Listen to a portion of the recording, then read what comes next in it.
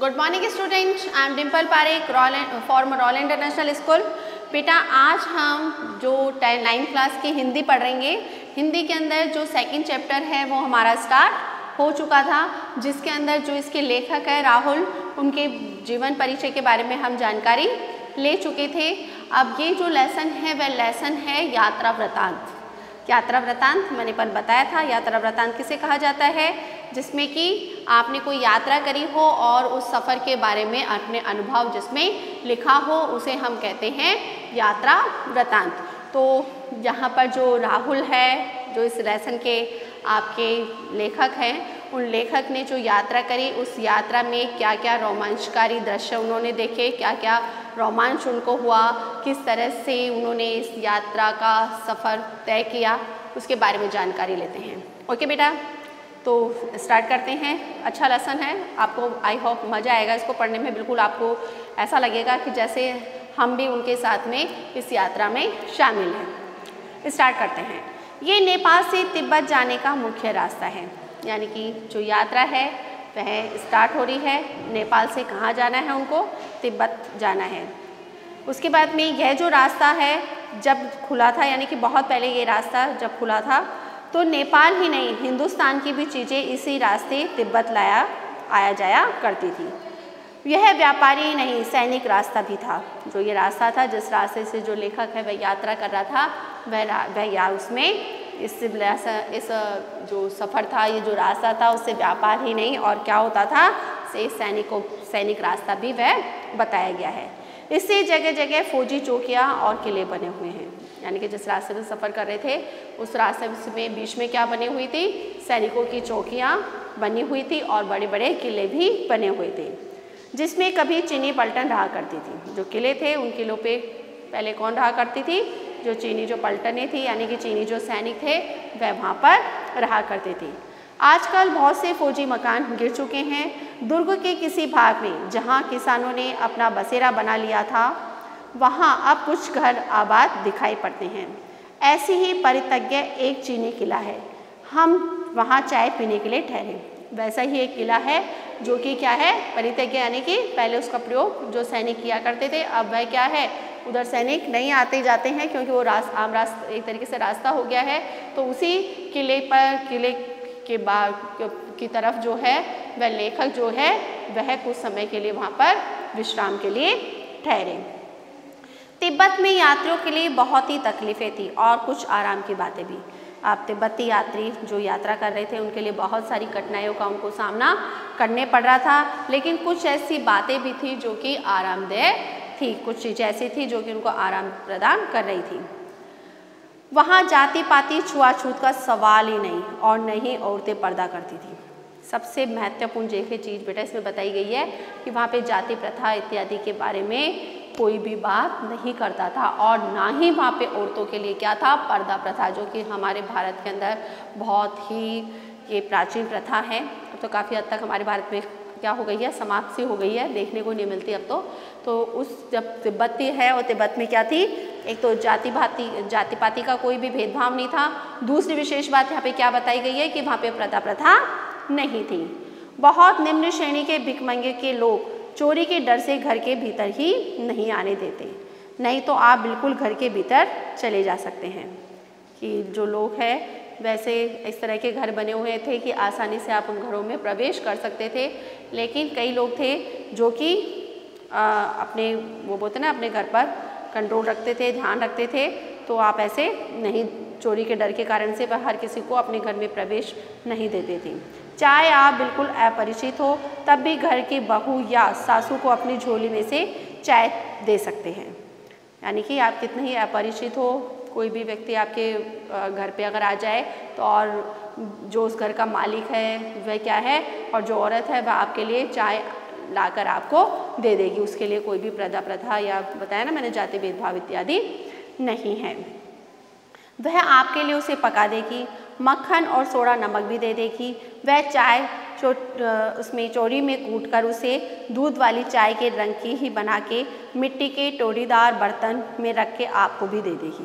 यानी कि पूर्ण रूप से कहने का अभिप्राय है कि जैसी आप चाय पीना चाहते हैं वह घर की जो लेडीज़ है वह वैसी चाय आपको बनाकर दे देगी। यदि बैठक की जगह चूल्हे से डर है तो आपको डर है कि सारा मक्खन आपकी चाय में नहीं पड़ेगा, तो आप खुद जाकर चाय बनाकर या चाय मथकर ला सकते हैं। चाय का रंग तैयार हो जाने पर फिर नमक मक्खन डालने की आवश्यकता नहीं होती। भैया आपको ये डर रहे कि पता नहीं वो जो चाय बना रही हैं वो मेरा पूरा मक्खन उसमें डालेगी नहीं डालेगी, जो मैं सामान लेकर आया हूँ पूरा डालेगी या नहीं डालेगी, तो आप स्वयं भी जाकर वो कार्य कर सकते हैं। इतनी बड़ी बात इसमें बताई गई है। अब आगे चलते हैं। परित्यज्य चीनी किले में जब हम चलने लगे तो एक आदमी राहदारी मांगने लगा, इसलिए वह हम दोनों चीटें उसे दे दी। शायद इसी जगह इसी तरह हम थोड़ा थोतला के एक स्थान है जिसका नाम है ठोडला के पहले के आखिरी गांव में पहुंच गए। यहाँ भी सुमिति के जान पहचान के आदमी थे और भूखमंगे रहते भी ठहरने के लिए अच्छी जगह हमें मिल गई, क्योंकि वह कौन से वेश में गए थे बेटा? भिखमंगे यानी कि भिखारी के वेश में वो तिब्बत की यात्रा करने के लिए गए थे। और उसके साथ में जो लेखक का जो साथी था जिसका नाम क्या था? सुमिति। क्या नाम था उस बेटा उसके फ्रेंड का? सुमिति। उस सुमिति के साथ में वह जो लेखक है वह भिखमंगे के वेश के अंदर तिब्बत की यात्रा करने के लिए गए थे। तो वहाँ पर जो उसका फ्रेंड था सुमिति, उसकी बहुत अच्छी जान पहचान थी और उसको सभी व्यक्ति अच्छी तरह से जानते थे, जिसके फलस्वरूप उसको क्या मिल गई? ठहरने के लिए अच्छी जगह उसको मिल गई। 5 साल बाद हम इसी रास्ते लौटे थे और भिखमंगे नहीं, एक वृद्ध यात्री के वेश में घोड़ों पर सवार होकर आए थे, किंतु उस वक्त किसी ने हमें रहने की जगह नहीं दी थी और हम गांव के एक सबसे गरीब झोपड़ी में ठहरे थे। बहुत कुछ लोगों को इस वक्त की मनोवृत्ति पर भी निर्भर है, खास तौर पर शाम के वक्त छठ पीकर बहुत कम लोग होश हवास को दुरुस्त रहते हैं। अब देखिए इसमें बताया गया है कि उससे पहले भी जो लेखक है उस लेखक ने तिब्बत की यात्रा की थी, लेकिन उस समय वह क्या था? एक सभ्य व्यक्ति के रूप में आया था, घोड़े पर चढ़कर आया था, यात्रा कर रहा था घोड़े पर चढ़कर, तो उसको रहने के लिए किसी ने भी घर नहीं दिया था, रहने के लिए उसको स्थान नहीं दिया था। क्यों नहीं दिया था? क्योंकि सब उससे क्या थे? एक तरीके से भयभीत थे कि पता नहीं चोरी कर दे, डकैती डाल दे या पता नहीं क्या कर दे। तो लेकिन भिखमंगे के रूप में जब वो यात्रा करने के लिए आया तो उसको आसानी से क्या मिल गया? रहने का निवास स्थान भी मिल गया। उसको कोई तकलीफ भी इतनी ज़्यादा तकलीफ़ों का उसको सामना नहीं करना पड़ा। और लास्ट में इसमें एक बात बताई गई है कि बहुत कुछ लोगों को उस वक्त की मनोवृत्ति पर निर्भर है कि खासकर शाम के वक्त छठ पीकर बहुत कम लोग होश हवास को दुरुस्त रखते हैं। यानी अधिकतर लोग क्या करते हैं? छठ एक नशीला पदार्थ है जिसको पीकर लोग बाग रात्रि के समय शाम के समय वो पी लेते हैं, जिसके कारण से कि उनको पूर्ण रूप से होश हवास नहीं रहता है, जिसके कारण से कि वह अपने ही नशे के अंदर मदमस्त रहते हैं। अब हमें सबसे निकट जो इस स्थान को पार करना था, टोडे तिब्बत में सबसे खतरे की जगह है। 16-17 हज़ार फीट की ऊंचाई होने के कारण उनके दोनों तरफ मीलों तक कोई गांव गिराव ही नहीं होते। अब जिस समय का वह सफ़र कर रहे हैं वहाँ पर क्या था? उनको वो स्थान पार करना था और जो कि तिब्बत में सबसे खतरनाक जगह बताई गई है। कितनी बताई गई है? उसकी जो ऊंचाई बताई गई है, कितनी बताई गई है बेटा? 16-17 हज़ार फीट की ऊंचाई होने के कारण मीलों तक कोई गांव नहीं है, क्योंकि उसकी ऊंचाई क्या है? बहुत अधिक है, जिसके कारण से कि आसपास में कोई गांव नहीं है। ऊंचाई पर व्यक्ति कैसे रहेंगे? खाने पीने की असुविधाएं होगी, इसके अलावा बहुत सारी असुविधाओं का उनको क्या करना पड़ेगा? सामना पड़ेगा। सांस की प्रॉब्लम उनको हो सकती है, तो इस तरह से बहुत सारी प्रॉब्लम्स उनके हो सकती है, जिसके कारण से कि आसपास में भी कोई गांव इत्यादि नहीं बसे हुए थे।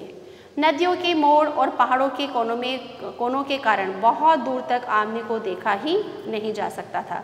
अब नदियों के मोड़ ऐसे थे और पहाड़ों के कोने ऐसे थे कि दूर दूर तक हमें उसमें कोई आदमी नज़र नहीं आ रहा था। डाकुओं के लिए यही सबसे अच्छी जगह थी। अब लूटने वालों के लिए, चोरों के लिए, डकैतों के लिए ये बहुत अच्छी जगह थी, क्योंकि वहाँ पर कोई आसपास में कोई गांव भी नहीं था, कोई व्यक्ति रहते नहीं थे, जिसके कारण से कि जो यात्री थे वो सफ़र करते थे तो डाकू उनको आसानी से लूट सकते थे। तिब्बत में गांव में आकर खून हो जाए तब तो खूनी को सजा भी मिल सकती है, लेकिन इन निर्जन स्थानों में मरे हुए आदमियों के लिए कोई परवाह नहीं करता। अब देखिए, गांव के अंदर अगर किसी की हत्या हो जाए, मर्डर हो, लूट खसोट हो, तो उसके लिए तो सज़ा का प्रावधान है, सज़ा होगी। लेकिन जो निर्जन स्थान है जहाँ पर कोई आ नहीं रहा, जा नहीं रहा, बिल्कुल सुनसान पड़े हैं और यात्री वहाँ से निकल रहे हैं, अगर कोई डाकू उनको मार भी दे, मर्डर भी कर दे, तो किसको क्या पता कि किसने मारा है, कब मारा है, क्यों मारा है, कोई उसका कोई मतलब ही नहीं बनता। यानी कि मार कर भी कोई चला जाए तो उसको कोई पकड़ने वाला नहीं है। सरकार खुफिया विभाग और पुलिस पर उतना खर्च नहीं करती और वहाँ कोई गवाह भी नहीं मिलता। अब जो सरकार है, सरकार भी क्या है, एक तरीके से वहाँ की लापरवाह है।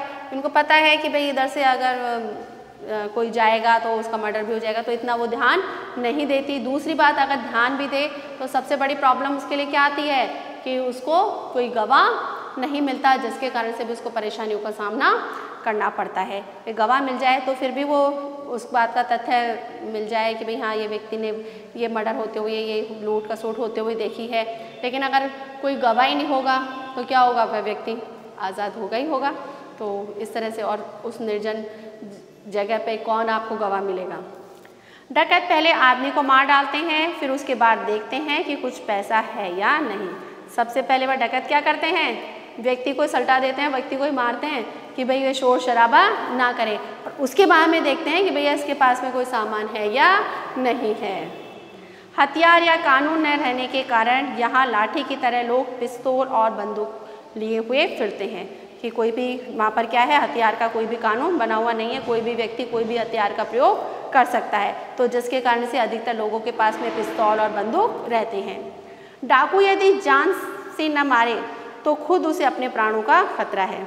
अब डाकू जो है, जब लुटेरा लूटने के लिए आएगा, अगर वो उनको नहीं मारेगा जान से, तो हो सकता है उसको ही जो राहगीर है वह मार दे, जिसके कारण से सबसे पहले वह उसको मारते हैं, उसके बाद में उसका सामान लूटते हैं। गांव में हमें मालूम हुआ कि पिछले साल ही थोडला के पास खून हो गया था। वह जो स्थान था, जिस स्थान की वो यात्रा कर रहे थे, कि उसके पास में क्या हो गया था, किसी का मर्डर हो गया था।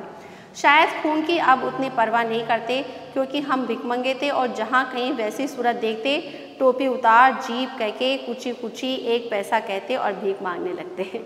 आप जो लेखक इसमें बताया गया है, क्योंकि वो भिखमंगे के रूप में सफ़र कर रहे थे ना, तो उनको लूट खसोट का कोई डर ही नहीं था। उन भिखमंगे थे, उनके पास में क्या मिलेगा, भीख, वो तो खुद ही क्या है, भीख मांग कर काम चला रहे थे। तो उनको अपनी हत्या का, अपने मर्डर का कोई भी डर नहीं था, क्योंकि डाकू उन्हीं की हत्या करते थे जिनके पास में कुछ हो, जो खुद ही मांग के खा रहे हैं, जिनके पास में खुद के पास में कुछ नहीं है, उनको मार कर क्या हासिल होगा। तो और जैसे ही वो किसी ऐसे सभ्य व्यक्ति को देखते या कोई ऐसे व्यक्ति, ऐसे चोर लुटेरे जो उनको नज़र आता, तो वह क्या करते, अपनी टोपी उतारते और कुची कुची शब्द का मतलब है वहाँ पर तिब्बत के अंदर दया, कि दया करते, यानी कि भीख मांगने वह लग जाते। और लेकिन पहाड़ की ऊंची चढ़ाई थी और पीठ पर सामान लाद कर कैसे चलते हैं। अब उसके बाद में से बताया गया है कि लेकिन जो स्थान था, वह स्थान क्या था, बहुत ही ऊंचाई पर था और उनके पास में बहुत सारा सामान भी था, जो सामान उनको खुद को ही ढोना पड़ रहा था। तो इतनी ऊंचाई पर वह कैसे चले, बड़ी उनकी परेशानी को उनको सामना करना पड़ रहा था।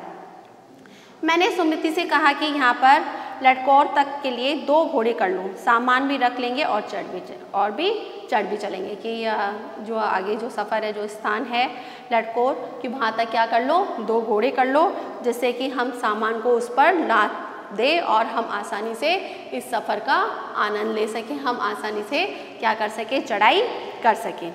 ओके बेटा, आज के लिए हम इतना ही पढ़ते हैं। जो चढ़ाई वाला सफ़र है वो कल स्टार्ट करेंगे। आई होप आपको ये लेसन समझ में आया होगा, जितना सा मैंने पढ़ाया है कि किस तरह से उन्होंने जो यात्रा करना, पहले जो लेखक है वह प्रारंभ कर रहा है। यात्रा है नेपाल से तिब्बत तक की, और उसने पहले भी तिब्बत की यात्रा कर चुका है, लेकिन उस समय वह सभ्यावेश में एक आया था, यानी कि अच्छे पढ़े लिखे व्यक्ति के रूप में वह वहाँ पर सफ़र करने के लिए आया था, जिसके कारण से कि उसको बहुत सारी परेशानियों का सामना करना पड़ा था। लेकिन अब जो दोबारा वह सफ़र करने आया है अपने दोस्त सुमित के साथ में, वह जो सुमित जो किस रूप में आया है, आपकी बार भिखमंगे के रूप में आया है, जिसके कारण से कि उसको सफ़र में इतनी परेशानियों का सामना नहीं करना पड़ रहा है। क्यों नहीं करना पड़ रहा है, वो अपन ने अभी पढ़ा कि जो चोर जो चोर है, डाकू है, लुटेरे हैं, वह ऐसे व्यक्ति की खोज में लगे रहते हैं जिनके पास में कुछ हो, जो खुद ही भीख मांगकर अपना गुजारा कर रहा है, तो उसको क्या लूटेंगे वो। तो इस तरह से उनका सफ़र स्टार्ट होता है।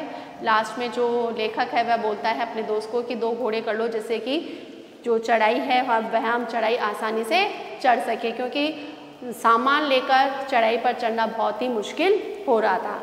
आगे हम कल पढ़ेंगे कि क्या वो घोड़े करते हैं और उनका सफ़र किस तरह से आनंदमय और रोमांचकारी रहता है या नहीं।